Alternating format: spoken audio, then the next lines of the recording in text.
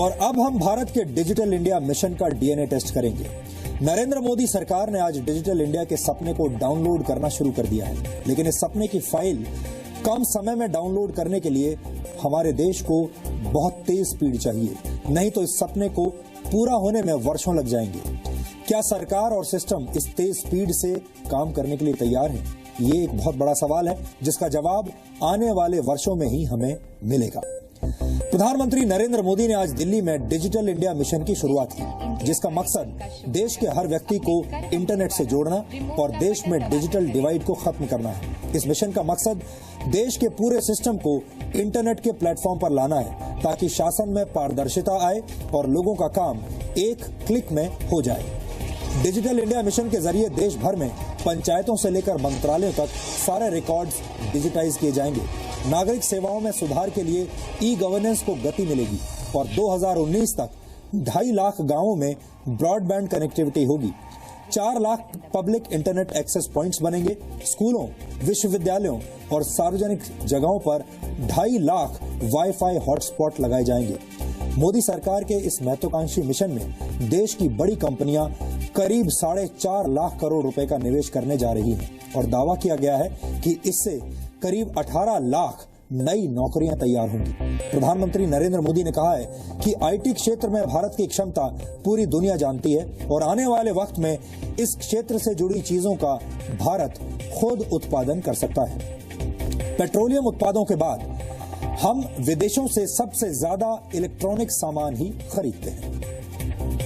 E governance बहुत ही तेजी से एम गवर्नेंस में बदलने वाला है। M does not mean Modi governance, mobile governance. और इसलिए सारा कारोबार, सारी आवश्यकताएं, व्यवस्थाएं मोबाइल फोन के इर्द गिर्द, पूरी सरकार आपके मोबाइल फोन में मौजूद होने वाली है। वो दिन दूर नहीं है, लेकिन इसके लिए हमें अपने आप को सज्ज करना होगा, व्यवस्थाएं विकसित करनी होगी।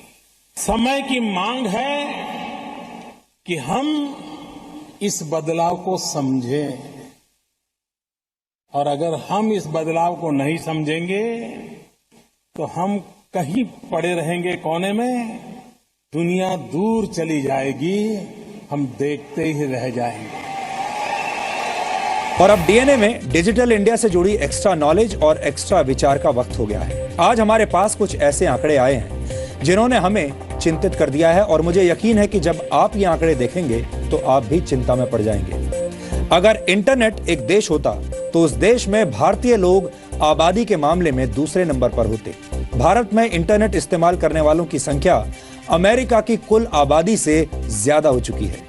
इंटरनेट लाइव स्टैट्स नामक वेबसाइट के मुताबिक चीन के बाद भारत में इंटरनेट इस्तेमाल करने वाले लोगों की संख्या सबसे ज्यादा है। भारत में करीब 46 करोड़ लोग इंटरनेट का इस्तेमाल करते हैं, लेकिन आपको यह जानकर बहुत हैरानी होगी कि भारत में सिर्फ 12% लोग ही, जी हां, सिर्फ 12% लोग ही ईमेल भेजना जानते हैं। यह दावा नेशनल सैंपल सर्वे की एक नई रिपोर्ट में किया गया है। इसी रिपोर्ट के मुताबिक सिर्फ 14% लोग जानते हैं कि कंप्यूटर पर टेक्स्ट फाइल कैसे बनाई जाती है। एनएसएस की रिपोर्ट के मुताबिक कंप्यूटर लिटरेसी यानी कंप्यूटर साक्षरता दर के मामले में सबसे बुरा हाल बिहार का है, जहां 95% लोग ईमेल भेजना नहीं जानते। उत्तर प्रदेश में करीब 92% और मध्य प्रदेश में 91% लोगों को यह नहीं पता कि ईमेल कैसे भेजी जाती है। उत्तर पूर्व के राज्यों की बात करें तो त्रिपुरा में 96%, मणिपुर में 93% और असम में 92% लोग ईमेल नहीं भेज सकते। ओडिशा में 93%, छत्तीसगढ़ में 95%, झारखंड में 92% और पश्चिम बंगाल में करीब 91% लोग कंप्यूटर के मामले में अनपढ़ हैं। यह ऐसा ही है जैसे किसी देश में स्कूल और स्कूल जाने वालों की संख्या तो बहुत ज्यादा हो, लेकिन वहां की अधिकांश आबादी अपना नाम लिखना भी ठीक से न जानती हो।